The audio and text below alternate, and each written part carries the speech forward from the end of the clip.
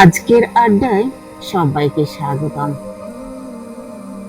অব্যক্ত যন্ত্রণার ভারে কত রাত যে কেটে গেছে তার হিসেব নেই। প্রতিটি প্রশ্নের যেন বুকের ভেতরকার পোড়ো খাওয়া দীর্ঘশ্বাস, যা সবকিছুতেই মুক্তি পায় না। রাত গভীর হয় আর আমি বিছানায় এপাশ ওপাশ করি, চোখের পাতা এক হয় না।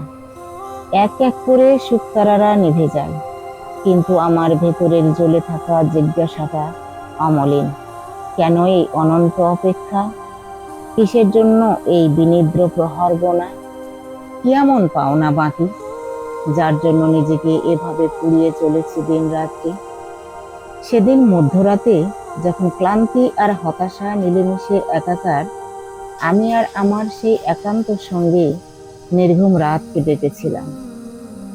খুব মৃদু স্বরে, প্রায় ফিসফিস করে প্রশ্নটা ছুড়ে দিয়েছিলাম তার কাছে।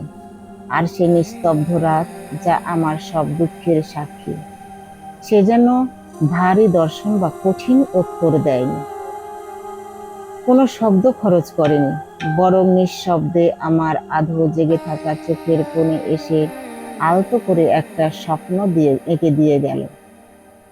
সে স্বপ্ন আমার অপেক্ষা ফুরোনোর, সে স্বপ্ন আমার ওপারের ভোরের। সে এক নরম আশ্বাস, এই যে এত নির্ঘুম রাত, এই যে এত পৌর খাওয়া, এর সবটা বৃথা নয়। সব অপেক্ষার শেষে এমন কিছু অপেক্ষা করে আছে, যা শুধু জেগে থেকেই পাওয়া যায় না। তার জন্য এই নির্ঘুমের গভীরে ডুব দিতে হয়।